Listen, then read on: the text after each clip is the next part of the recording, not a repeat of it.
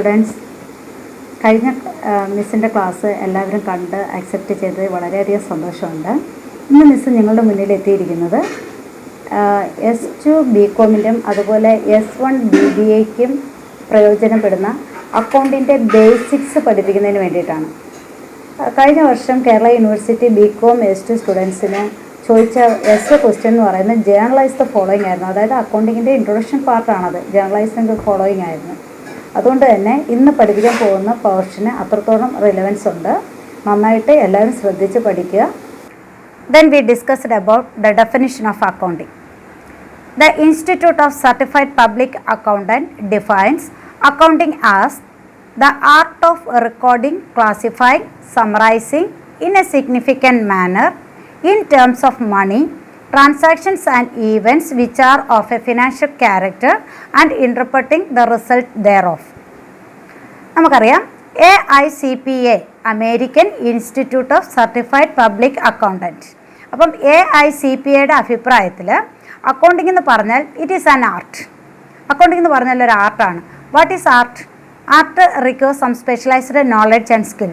So accounting also requires some specialised knowledge and skill. നമുക്കറിയാം art എന്ന് പറഞ്ഞ കലയാണ്. അതറിയാം, നമുക്കൊരു കണ്ടിന്യൂസ് ആയിട്ടുള്ള ഒരു എക്സ്പീരിയൻസ് അതുപോലെ ഒരു സ്പെഷ്യലൈസ്ഡ് നോളജും സ്കില്ലും ഒക്കെ ഉണ്ടെങ്കിൽ മാത്രമേ നമുക്ക് ആർട്ട് ഡെവലപ്പ് ചെയ്യാനായിട്ട് പറ്റുള്ളൂ. അപ്പം അതുപോലെ തന്നെ അക്കൗണ്ടിങ് എന്ത് തന്നെയാണ്, ഒരു ആർട്ടാണ്. ഇനി ആർട്ട് ഓഫ് റെക്കോർഡിങ്, നമുക്ക് നല്ല രീതിയിൽ ട്രാൻസാക്ഷൻസ് റെക്കോർഡ് ചെയ്യുക, ദെൻ ക്ലാസിഫൈ ചെയ്യുക, ദെൻ സമ്മറൈസ് ചെയ്യുക. ഇതൊന്നും നമുക്ക് തോന്നിയ രീതിയിൽ ചെയ്യാൻ പറ്റില്ല. ഇതൊക്കെ ചെയ്യുന്നതിന് ഒരു സിഗ്നിഫിക്കൻറ്റ് മാനറുണ്ട്, ഒരു സ്പെസിഫിക് രീതിയുണ്ട്. ആ രീതി അനുസരിച്ച് മാത്രമേ നമുക്ക് ട്രാൻസാക്ഷൻസിനെ റെക്കോർഡ് ചെയ്യാൻ പറ്റുള്ളൂ. റെക്കോർഡിംഗ് എന്ന് പറയുമ്പോൾ തന്നെ ബിസിനസ്സിൽ നമുക്ക് അതൊരു ക്രോണോളജിക്കൽ ഓർഡറിലാണ് നമ്മൾ ഈ ട്രാൻസാക്ഷൻസ് റെക്കോർഡ് ചെയ്യുക. ഇപ്പം ആദ്യം നടക്കുന്ന ഐറ്റം അപ്പോൾ തന്നെ റെക്കോർഡ് ചെയ്യുന്നു, നെക്സ്റ്റ് ആയിട്ട് എഴുതും. അങ്ങനെ ഒരു ക്രോണോളജിക്കൽ ഓർഡറിൽ ഐറ്റംസ് നമ്മൾ റെക്കോർഡ് ചെയ്യുന്നു, ദെൻ അതിനെ ക്ലാസിഫൈ ചെയ്യുന്നു. നമുക്കറിയാം അക്കൗണ്ടിൻ്റെ നേച്ചർ അനുസരിച്ച്, ഓരോ ഐറ്റം അനുസരിച്ച് നമുക്ക് ഓരോ ഐറ്റത്തിൻ്റെ നേച്ചർ അനുസരിച്ച് നമുക്ക് എന്ത് ചെയ്യാൻ പറ്റും, അക്കൗണ്ട്സിനെ നമ്മൾ ക്ലാസിഫൈ ചെയ്യുന്നു. ദെൻ ഓരോ ഐറ്റം വരുന്നതിന് സമ്മപ്പ് ചെയ്തെടുക്കുന്നു. ഇപ്പോൾ സപ്പോസ് സാലറി പെയ്ഡ് ആണെങ്കിൽ പല ഡേറ്റിൽ നമ്മൾ സാലറി കൊടുത്തിട്ടുണ്ടായിരിക്കും.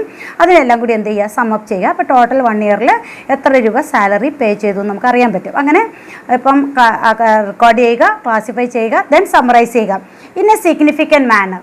എങ്ങനെയായിരിക്കും ചെയ്യുന്നത്? നമുക്ക് തോന്നിയ രീതിയിലല്ല, അതിനൊരു significant മാനറിലാണ് ചെയ്യേണ്ടുന്നത്.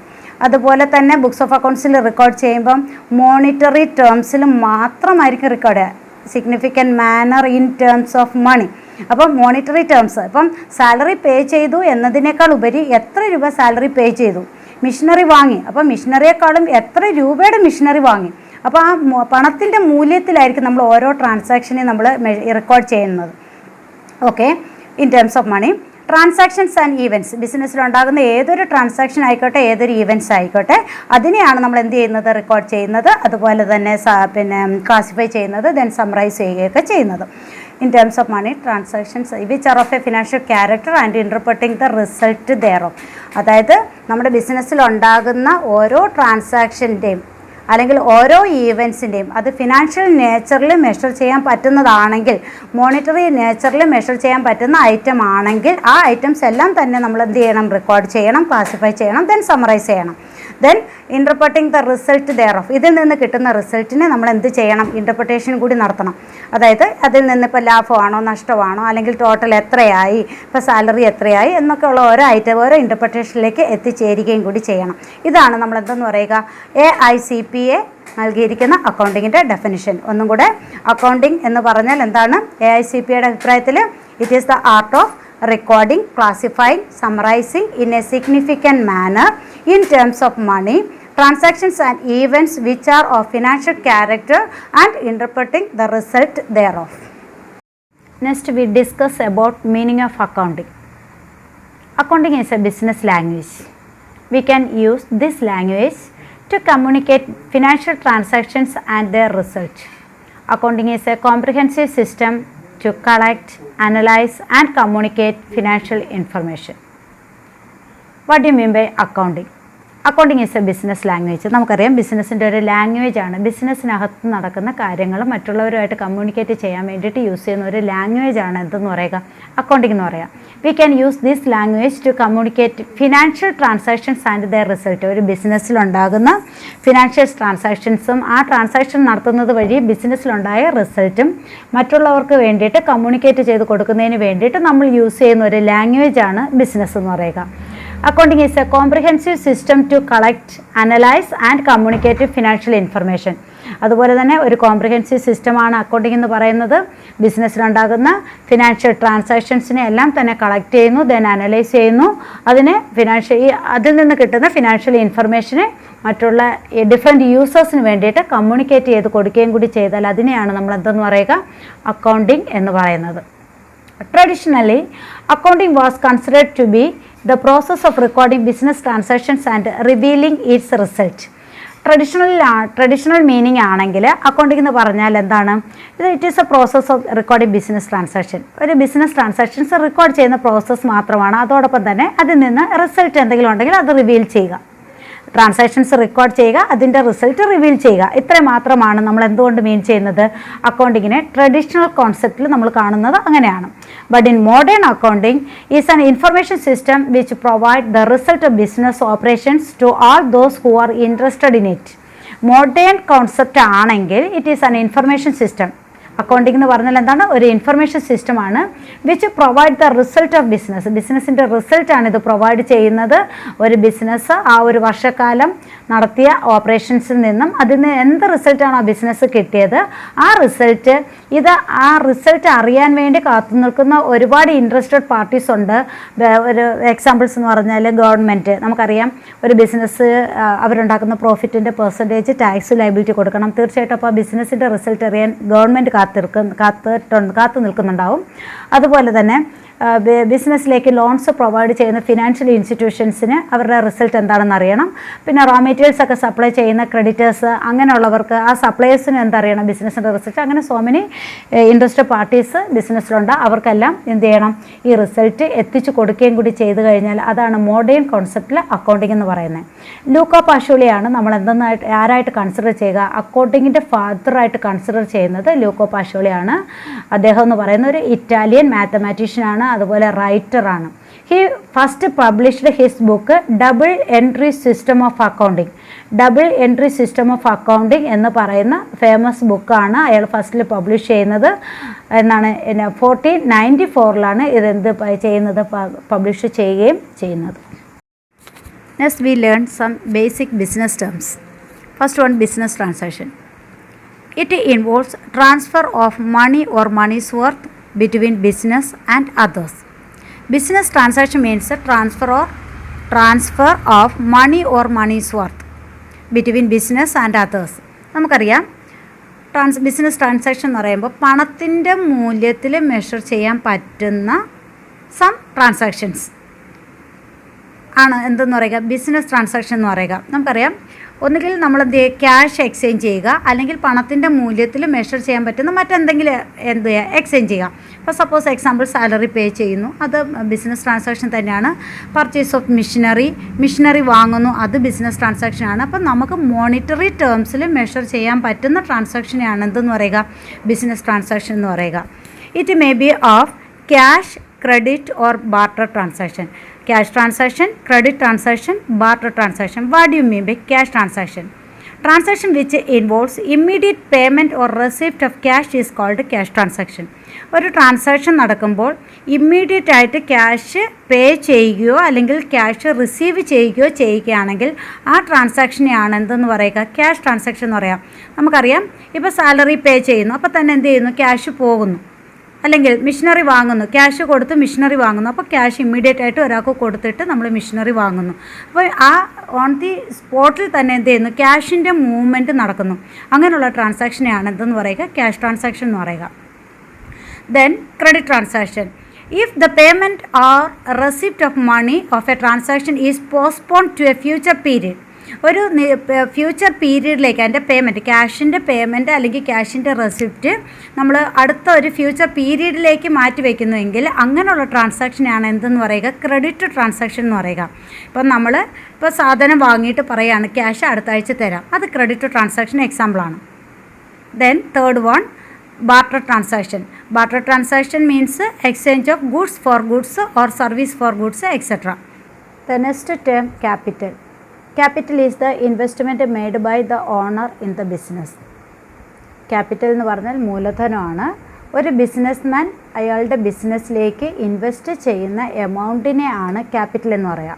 Capital is the amount cash or any valuable asset contributed to his business is called capital. Capital അയാളുടെ ബിസിനസ്സിലേക്ക് പണമോ പണത്തിന് തുല്യമായിട്ടുള്ള മറ്റെന്തെങ്കിലും ബിസിനസ്സിലേക്ക് കോൺട്രിബ്യൂട്ട് ചെയ്യുന്നുവെങ്കിൽ അതിൻ്റെ ടോട്ടൽ എമൗണ്ടിനെ ആണ് എന്തെന്ന് പറയുക, ക്യാപിറ്റൽ എന്ന് പറയുക. ഇനി എ എന്ന് പറയുന്ന ഒരാൾ അയാൾ ബിസിനസ്സിലേക്ക് ഒരു 2 ലക്ഷം രൂപ കൊണ്ടുവന്ന് ബിസിനസ് സ്റ്റാർട്ട് ചെയ്യുകയാണ്. ആ കൊണ്ടുവന്ന 2 ലക്ഷം രൂപയാണ് ക്യാപിറ്റൽ.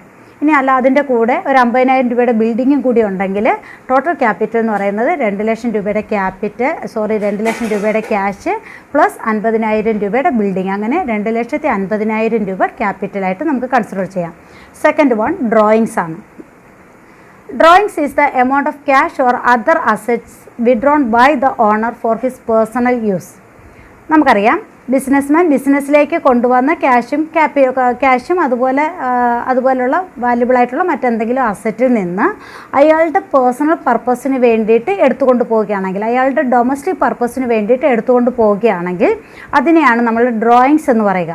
ഡ്രോയിങ്സ് എന്ന് പറഞ്ഞാൽ പേഴ്സണൽ പർപ്പസിന് വേണ്ടിയിട്ട് ബിസിനസ്മാൻ ബിസിനസ്സിൽ നിന്ന് എന്തെങ്കിലും വിഡ്രോ ചെയ്തുകൊണ്ട് പോകുന്നെങ്കിൽ, തിരികെ എടുത്തുകൊണ്ട് പോകുന്നുവെങ്കിൽ അതിനെയാണ് ഡ്രോയിങ്സ് എന്ന് പറയുക.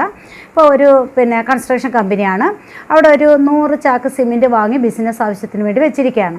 അപ്പോൾ വീട്ടിൻ്റെ ഒരു പേഴ്സണൽ ആവശ്യത്തിന് വേണ്ടിയിട്ട് അതിൽ നിന്ന് 2 ചാക്ക് സിമെൻറ്റ് വീട്ടിലേക്ക് കൊണ്ടുപോവുക. അപ്പം അതെന്തിന് എക്സാമ്പിളാണ്? ആ തിരികെ എടുത്തുകൊണ്ട് പോയ 2 ചാക്ക് സിമെൻറ്റിൻ്റെ റുപ്പീസ്, ആ എമൗണ്ട് എന്ന് പറയുന്നത് എന്തിന് എക്സാമ്പിളാണ്? ഡ്രോയിങ്സിന് എക്സാമ്പിളാണ്. Then third one, revenue. Income derived from the ordinary course of action or normal activity is termed as revenue. നമുക്കറിയാം ഒരു ബിസിനസ്സിൻ്റെ ഓർഡിനറി കോഴ്സ് ഓഫ് ആക്ഷൻ അല്ലെങ്കിൽ നോർമൽ ആക്ടിവിറ്റി വഴി ഏൺ ചെയ്യുന്ന ഇൻകത്തിനെയാണ് നമ്മൾ എന്തെന്ന് പറയുക? റവന്യൂ എന്ന് പറയുക. ഇപ്പം നമ്മൾ റോ മെറ്റീരിയൽസ് വാങ്ങി കൺവേർട്ട് ചെയ്ത് ഫിനിഷ്ഡ് പ്രോഡക്റ്റ് ആക്കി വിൽക്കുന്ന ഒരു ബിസിനസ് ആണെങ്കിൽ അവിടെ വാങ്ങുക, വിൽക്കുക, അതാണ് ആ വിൽക്കുക എന്നുള്ളതാണ് അവിടുത്തെ നോർമൽ കോഴ്സ് ഓഫ് ആക്ഷൻ എന്ന് പറയുന്നത്. അപ്പോൾ സാധനം വിറ്റത് വഴി എത്ര രൂപ ബിസിനസ് ഏൺ ചെയ്യുന്നുവോ ആ ഏൺ ചെയ്യുന്ന എമൗണ്ടിനെയാണ് റവന്യൂ എന്ന് പറയുക. അതായത് ഓർഡിനറി കോഴ്സ് ഓഫ് ആക്ഷൻ അല്ലെങ്കിൽ നോർമൽ ആക്ടിവിറ്റി വഴി ഒരു ബിസിനസ് ഏൺ ചെയ്യുന്ന ഇൻകത്തിനെയാണ് എന്തെന്ന് പറയുക? റവന്യൂ എന്ന് പറയുക. Then expenses. Amount spent for services obtained or resources consumed to earn a profit is called expenses. നമുക്കറിയാം നമ്മൾ എന്തെങ്കിലും ഒബ്റ്റെയിൻ ചെയ്യാൻ വേണ്ടിയിട്ട്, എന്തെങ്കിലും നമ്മൾ നേടിയെടുക്കാൻ വേണ്ടിയിട്ട് നമ്മൾ ചിലവാക്കുന്ന എമൗണ്ട്, അല്ലെങ്കിൽ കുറച്ച് നമ്മളിപ്പം എന്തെങ്കിലും മെറ്റീരിയൽസ് നമ്മൾ വാങ്ങുന്നു, കൺസ്യൂം ചെയ്യാൻ വേണ്ടിയിട്ട് വാങ്ങുന്നു, അതിന് വേണ്ടി എത്ര രൂപ ചിലവാക്കുന്നു, ആ ചിലവാക്കുന്ന എമൗണ്ടിനെയാണ് എന്തെന്ന് പറയുക? എക്സ്പെൻസസ് എന്ന് പറയുക. നമുക്കൊരു പേന വേണം, ആ പേനയ്ക്ക് വേണ്ടിയിട്ട് നമ്മൾ 10 രൂപ സ്പെൻഡ് ചെയ്യുന്നു, ആ സ്പെൻഡ് ചെയ്യുന്ന എമൗണ്ട് ആണ് എന്തെന്ന് പറയുക? എക്സ്പെൻസസ് എന്ന് പറയുക. Then next one, income. Income is increase in the net worth of an organization either from business activity or from other activity. Income എന്ന് പറഞ്ഞാൽ നമുക്കറിയാം വരുമാനം. ഒരു ബിസിനസ് ആക്ടിവിറ്റി വഴിയോ അല്ലെങ്കിൽ മറ്റെന്തെങ്കിലും ആക്ടിവിറ്റി വഴിയോ നമ്മുടെ ബിസിനസ്സിലേക്ക് നമ്മൾ ഏൺ ചെയ്യുന്നു. ഇപ്പം നമുക്ക് ബിസിനസ്സിന് കുറച്ച് ബിൽഡിംഗ് ഉണ്ട്, അതിൽ 2 മുറി കട നമ്മൾ ബിസിനസ് പർപ്പസിന് വേണ്ടി യൂസ് ചെയ്യാണ്. അതിൽ 1 മുറി നമ്മൾ എന്ത് ചെയ്യുന്നു? ലെറ്റ് ഔട്ട് ചെയ്യുന്നു, വാടകയ്ക്ക് കൊടുത്തിരിക്കുന്നു. അതിൽ നിന്ന് വാടക കിട്ടുന്നു, അത് എന്താണ്? ഇൻകമാണ്. നമ്മൾ എന്തെങ്കിലും കമ്മീഷൻ ബേസിൽ എന്തെങ്കിലും ആക്ടിവിറ്റി ചെയ്തു കൊടുക്കുകയാണെങ്കിൽ നമുക്ക് കമ്മീഷൻ കിട്ടുന്നു, അതൊക്കെ എന്താണ്? ഇൻകമാണ്. അതാണ് എന്തെന്ന് പറയുക? ഇൻകം എന്ന് പറയുക. അപ്പം ബിസിനസ്സിൻ്റെ നെറ്റ്വർത്ത് ഇൻക്രീസ് ചെയ്യാൻ വേണ്ടിയിട്ട് എന്ത് നമ്മൾ ബിസിനസ്സിലേക്ക് റിസീവ് ചെയ്യുന്നു അതിനെയെല്ലാം നമ്മൾ എന്തെന്ന് പറയും? ഇൻകം എന്ന് പറയും. ഇൻകം റവന്യൂവും തമ്മിലുള്ള ഡിഫറൻസ് എന്ന് പറയുന്നത് ഓർഡിനറി കോഴ്സ് ഓഫ് ആക്ഷൻ വഴി ബിസിനസ്സിൻ്റെ ദൈനംദിന പ്രവർത്തനം വഴി ബിസിനസ് ഏൺ ചെയ്യുന്നതാണെങ്കിൽ അത് റവന്യൂവും, അത് എന്ത് ആക്ടിവിറ്റി വഴി ബിസിനസ്സിലേക്ക് നമ്മളൊരു നെറ്റ്വർത്ത് ഇൻക്രീസ് ചെയ്യാൻ വേണ്ടി റിസീവ് ചെയ്യുന്നു അതെല്ലാം എന്തായിട്ട് നമ്മൾ ട്രീറ്റ് ചെയ്യുന്നു? ഇൻകമായിട്ടും ട്രീറ്റ് ചെയ്യുന്നു. നെക്സ്റ്റ് ടേം എന്ന് പറയുന്നത് പ്രോഫിറ്റ് ആണ്. It is the excess of revenue over expenses in an accounting year. ഒരു അക്കൗണ്ടിങ് ഇയറിൽ നമ്മുടെ ടോട്ടൽ എക്സ്പെൻസസ് ടോട്ടൽ ഇൻകത്തിനേക്കാൾ കുറവാണെങ്കിൽ, ടോട്ടൽ ഇൻകം കൂടുതലും ടോട്ടൽ എക്സ്പെൻസസ് കുറവുമാണെങ്കിൽ ആ ഡിഫറൻസിനെയാണ് നമ്മൾ എന്തെന്ന് പറയുക, പ്രോഫിറ്റ്, ദാറ്റ് ഈസ് ലാഭം എന്ന് പറയുന്നത്. എന്താണ് പ്രോഫിറ്റ് എന്ന് പറഞ്ഞാൽ? ഒരു ബിസിനസ്സിൻ്റെ ഒരു വർഷത്തെ ടോട്ടൽ ഇൻകം കൂടുതലും അതിൻ്റെ ടോട്ടൽ എക്സ്പെൻസസ് ഇൻകത്തിനേക്കാൾ കുറവുമാണെങ്കിൽ അത് തമ്മിലുള്ള ഡിഫറൻസിനെയാണ് നമ്മൾ എന്തെന്ന് പറയുക, പ്രോഫിറ്റ് എന്ന് പറയുക. It is the excess of revenue over expenses in an accounting year. Then loss, നഷ്ടം. It is the excess of expenses over income. Expenses over income, ഇവിടെ എക്സ്പെൻസസ് കൂടുതലുമായിരിക്കും, അതുപോലെ റവന്യൂ കുറവുമായിരിക്കും. വരുമാനം കുറവും അതുപോലെ ചിലവ് കൂടുതലുമാണെങ്കിൽ അത് തമ്മിലുള്ള ഡിഫറൻസ് ആയിരിക്കും എന്തെന്ന് പറയുക, ലോസ് എന്ന് പറയുന്നത്. The next term purchases. The total amount of goods procured by the firm are termed as purchases. It may be either be a cash or on credit. Purchases എന്ന് പറയുമ്പോൾ the total amount of goods collected by the firm. Total amount of goods collected, നമ്മൾ ബിസിനസ്സിലേക്ക് വേണ്ടിയിട്ടുള്ള റാ materials collect ചെയ്യുന്നതിൻ്റെ total എമൗണ്ടിനെയാണ് എന്തെന്ന് പറയുക, purchases എന്ന് പറയുക. നമുക്കറിയാം ഒരു മാനുഫാക്ചറിങ് യൂണിറ്റ് ആണെങ്കിൽ അതിന് റാ മെറ്റീരിയൽസ് വാങ്ങി കൺവേർട്ട് ചെയ്യേണ്ടതായിട്ടുണ്ട്. അപ്പോൾ നമ്മൾ ആ റാ മെറ്റീരിയൽസ് വാങ്ങുന്ന എമൗണ്ടിനെയാണ് എന്തെന്ന് പറയുക, പർച്ചേസ് എന്ന് പറയുക. അല്ല, ഇനി നമ്മളൊരു ട്രേഡിംഗ് കൺസേൺ ആണ്, ഗുഡ്സ് വാങ്ങി വെച്ചിട്ട് നമ്മൾ വിൽക്കുകയാണെങ്കിൽ ആ ഗുഡ്സ് വാങ്ങി വെക്കുക, വാങ്ങി മറിച്ച് വിൽക്കുക. അപ്പോൾ ആ വാങ്ങി വയ്ക്കുന്ന ഗുഡ്സിനെയാണ് എന്തെന്ന് പറയുക, അതിൻ്റെ ടോട്ടൽ എമൗണ്ടിനെയാണ് പർച്ചേസസ് എന്ന് പറയുന്നത്. It may be of cash or on credit. Cash purchases ഉണ്ട്, അതുപോലെ ക്രെഡിറ്റ് പർച്ചേസ് ഉണ്ട്. ക്യാഷ് പർച്ചേസ് ആണെങ്കിൽ എന്താണ്, പർച്ചേസസ് ഈസ് മെയ്ഡ് എന്താണ്, immediate transfer of cash. Immediate transfer of cash നടത്തിക്കൊണ്ടാണ് നമ്മൾ പർച്ചേസസ് നടത്തുന്നതെങ്കിൽ അതിനെ എന്തെന്ന് പറയാം, ക്യാഷ് പർച്ചേസസ് എന്നും. The payment postpone for future period ആണെങ്കിൽ it may be credit purchases. The next, sales. Proceeds of goods sold or receipt of services rendered by the business are called sales. Proceeds of goods sold or receipt of services rendered. നമ്മൾ സാധനങ്ങൾ വിൽക്കുന്നത് വഴിയോ അല്ലെങ്കിൽ സേവനങ്ങൾ കൊടുക്കുന്നത് വഴിയോ ഒരു business earn ചെയ്യുന്ന ടോട്ടൽ എമൗണ്ടിനെയാണ് എന്തെന്ന് പറയുക, സെയിൽസ് എന്ന് പറയുക. സെയിൽസ് എന്ന് പറഞ്ഞാൽ സാധനങ്ങൾ വിൽക്കുന്നത് വഴിയോ അല്ലെങ്കിൽ സേവനങ്ങൾ കൊടുക്കുന്നത് വഴിയോ നമ്മൾ ഏൺ ചെയ്യുന്ന എമൗണ്ടിനെ ആണ് എന്തെന്ന് പറയുക, സെയിൽസ് എന്ന് പറയുക. അതുപോലെ പർച്ചേസിനെ പോലെ തന്നെ സെയിൽസും രണ്ട് രീതിയിലുണ്ട്, ക്യാഷ് സെയിൽസ് എന്നും ക്രെഡിറ്റ് സെയിൽസ് എന്നും. നമുക്കറിയാം നമ്മൾ ഇമ്മീഡിയറ്റ് ക്യാഷ് മൂവ്മെൻറ്റ് ഉണ്ടെങ്കിൽ, സാധനം വിൽക്കുന്നു അപ്പോൾ തന്നെ നമുക്ക് ക്യാഷ് റിസീവ് ചെയ്യുന്നുവെങ്കിൽ അതെന്തായിരിക്കും, ക്യാഷ് സെയിൽസ് എന്നും. അല്ല, അതിൻ്റെ റെസിപ്റ്റ് ഓഫ് മണി ഒരു ഫ്യൂച്ചർ പീരീഡിലേക്കാണ് എങ്കിൽ അത് ഒരാഴ്ച കഴിഞ്ഞിട്ട് മതി, അല്ലെങ്കിൽ 2 ആഴ്ച കഴിഞ്ഞിട്ട് അല്ലെങ്കിൽ 1 മാസം കഴിഞ്ഞിട്ട് ആണ് നമുക്ക് അതിൻ്റെ എമൗണ്ട് കിട്ടുന്നതെങ്കിൽ അതിനെ ക്രെഡിറ്റഡ് സെയിൽസ് എന്ന് പറയും. ഇനി അടുത്ത ടേം എന്ന് പറയുന്നത് ലയബിലിറ്റീസ് ആണ്. Liabilities denotes the amount which a firm owes to others in future. ഒരു ബിസിനസ്സിന് പുറത്ത് ആർക്കെങ്കിലും ക്യാഷ് കൊടുക്കാനുണ്ടെങ്കിൽ അതിനെയാണ് നമ്മൾ എന്തെന്ന് പറയുക, ലയബിലിറ്റി എന്ന് പറയുക. ലയബിലിറ്റി എന്ന് പറയുമ്പം ബിസിനസ് ഓസ് ടു അതേഴ്സ് ആണ്. ബിസിനസ്സിന് പുറത്തുള്ളവരോട് കടപ്പെട്ടിരിക്കുക, എന്താണ്, പണമോ മറ്റെന്തെങ്കിലും കൊടുക്കാനുള്ളതായിട്ട് കടപ്പെട്ടിരിക്കുന്നു എങ്കിൽ അതിനെയാണ് എന്തെന്ന് പറയുക, ലയബിലിറ്റീസ് എന്ന് പറയുക. It can be categorised in two short term liability and long term liability. First one, രണ്ടായിട്ടാണ് നമുക്കറിയാം ലയബിലിറ്റീസിനെ രണ്ടായിട്ട് ക്ലാസിഫൈ ചെയ്തിരിക്കുന്നു, short term liability and long term liability. What you mean by short term liabilities? Liabilities which become due or payable within a year are known as short term liability. നമുക്കറിയാം ഒരു liability due ആയി അത് നമ്മൾ പേ ചെയ്യേണ്ടത് 1 വർഷത്തിനകമാണ് എങ്കിൽ അതിൻ്റെ maximum period എന്ന് പറയുന്നത് 1 ഇയർ ആണ്. ആ 1 ഇയറിന് മുമ്പായിട്ട് നമുക്ക് ആ ലയബിലിറ്റി നമ്മൾ എന്ത് ചെയ്തിരിക്കണം, പേ ചെയ്തിരിക്കണം. അങ്ങനെയുള്ള ലയബിലിറ്റിയെ ആണ് നമ്മൾ എന്തെന്ന് പറയുക, ഷോർട്ട് ടേം ലയബിലിറ്റി എന്ന് പറയുക. It is otherwise known as current liability. നമുക്കറിയാം ഒരു ലയബിലിറ്റി 1 വർഷത്തിനുള്ളിൽ ബിസിനസ് മറ്റുള്ളവരോട് കടപ്പെട്ടിരിക്കുന്ന ആ എമൗണ്ട് 1 വർഷത്തിനുള്ളിൽ റീപേ ചെയ്യേണ്ടതായിട്ടുള്ളതാണെങ്കിൽ അതിനെയാണ് ഷോർട്ട് ടേം ലയബിലിറ്റി എന്ന് പറയുക. Example creditors, bills payable, outstanding expenses എല്ലാം എന്തിന് എക്സാമ്പിളാണ്, ഷോർട്ട് ടേം ലയബിലിറ്റീസിന് എക്സാമ്പിളാണ്. Then long term liabilities. Long term liabilities which are payable after a period of 1 year. After a period of 1 year are called long term liabilities or it is otherwise called fixed liabilities. നമുക്കറിയാം.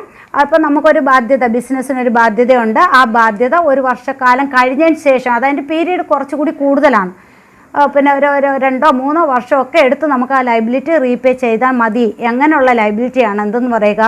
Long term liability എന്ന് പറയുക, അല്ലെങ്കിൽ അതിൻ്റെ മറ്റൊരു പേരാണ് fixed liabilities. Example debentures, bank loan, etcetera. Next term asset. Cash or any valuable things owned by the business is called asset. പണമോ പണത്തിന് തുല്യമായിട്ടുള്ള അല്ലെങ്കിൽ പണത്തിൻ്റെ മൂല്യത്തിലുള്ള മറ്റു വസ്തുവകകളോ ബിസിനസ്സിന് സ്വന്തമായിട്ടുണ്ട് എങ്കിൽ അതിനെയാണ് അസറ്റ് എന്ന് പറയുന്നത്. അസറ്റ് എന്ന് പറഞ്ഞാൽ ആസ്തികൾ.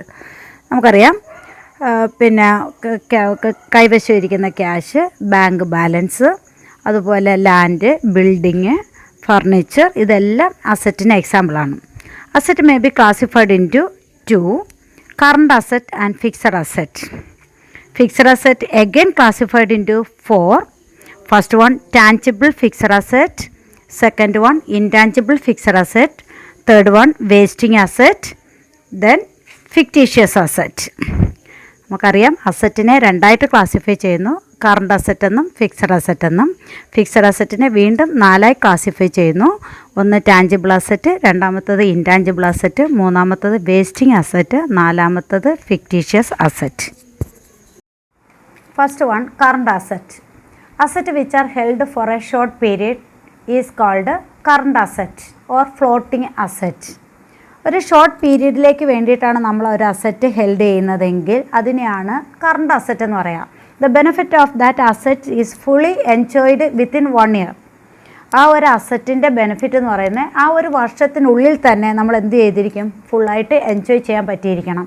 അങ്ങനെയുള്ള അസറ്റിനെയാണ് കറണ്ട് അസറ്റ് അല്ലെങ്കിൽ ഷോർട്ട് ടൈം അസറ്റ് എന്നുകൊണ്ട് മീൻ ചെയ്യുന്നത്. Example, cash balance, bank balance, debtors, bills receivable, stock, prepaid expenses, outstanding income, etc. Then second one, fixed asset. Asset which are held relatively a longer period is known as fixed asset. നമുക്കറിയാം, ഒരു വർഷക്കാലത്തേക്ക് വേണ്ടിയിട്ട് മാത്രം held ചെയ്യുകയാണെങ്കിൽ അതിനെ short time എന്നും അല്ലെങ്കിൽ current asset എന്നും, ഒരു ലോങ് പീരീഡിലേക്ക് വേണ്ടിയിട്ടാണ് നമ്മൾ അസറ്റ് ഹെൽഡ് ചെയ്യുന്നതെങ്കിൽ അങ്ങനെയുള്ള അസറ്റിനെയാണ് നമ്മൾ ഫിക്സഡ് അസറ്റ് എന്ന് പറയുക. അതായത് അതിൻ്റെ ബെനിഫിറ്റ്, ആ ഒരു അസറ്റിൻ്റെ ബെനിഫിറ്റ് എന്ന് പറയുന്നത് ഒരുപാട് വർഷം ഇങ്ങനെ നീണ്ടു നിൽക്കുക, അതായത് ഒന്നിൽ കൂടുതൽ വർഷം നിലനിൽക്കും. ഇപ്പം നമ്മളൊരു വീട് വയ്ക്കുന്നു, അതിൻ്റെ ബെനിഫിറ്റ് എന്ന് പറയുന്നത് ഒരുപാട് കാലത്തേക്കുണ്ടാവും. ബിൽഡിങ്ങിൻ്റെ ബെനിഫിറ്റ്, അല്ലെങ്കിൽ മെഷീനറി വാങ്ങുന്നു, ഒരു വർഷക്കാലത്തേക്ക് വേണ്ടിയിട്ട് മാത്രമായിരിക്കില്ല നമ്മൾ മെഷീനറി വാങ്ങുന്നത്. അത് ലോങ് ലൈഫിൽ നമുക്ക് യൂസ് ചെയ്യണമെന്ന് വിചാരിച്ചിട്ടായിരിക്കും നമ്മളൊരു മെഷീനറി വാങ്ങുന്നത്. അങ്ങനെയുള്ള അസറ്റിനെയാണ് ഫിക്സഡ് അസറ്റ് എന്ന് പറയുക. Example, land and building, plant and machinery, furniture, good will, etcetera. Then fixed asset again classified into 4 categories. First one, tangible fixed asset. Second one, intangible fixed asset. Fourth one, wasting asset. Last one, fictitious asset. Adil first one, tangible asset. Asset having definite shape and material existence are called tangible asset. അതായത് definite ആയിട്ടുള്ള shape ഉണ്ടായിരിക്കും, അതുപോലെ നമുക്ക് കാണാൻ പറ്റും, തൊട്ട് നോക്കാൻ പറ്റും, അങ്ങനെ ആ ഒരു വസ്തു അവിടെ നിലവിലുണ്ടാവും. അങ്ങനെയുള്ള ഒരു അസറ്റിനെയാണ് ടാഞ്ചിബിൾ അസറ്റ് എന്ന് പറയുക. നമുക്ക് തൊട്ട് നോക്കാൻ പറ്റും, നമുക്കതിനൊരു ഒരു ഡെഫിനറ്റ് ഷേപ്പ് ഉണ്ടായിരിക്കും, ഫിസിക്കൽ എക്സിസ്റ്റൻസ് ഉണ്ടാവും. അങ്ങനെയുള്ള അസറ്റിനെയാണ് ടാഞ്ചിബിൾ ഫിക്സഡ് അസറ്റ് എന്ന് പറയുക. Example, land, building, furniture, plant, machinery, etcetera. ഇതെല്ലാം ടാഞ്ചിബിൾ ഫിക്സഡ് അസറ്റിന് എക്സാമ്പിളാണ്. Then what do you mean by intangible fixed asset? Asset having no shape and physical existence are called intangible fixed asset.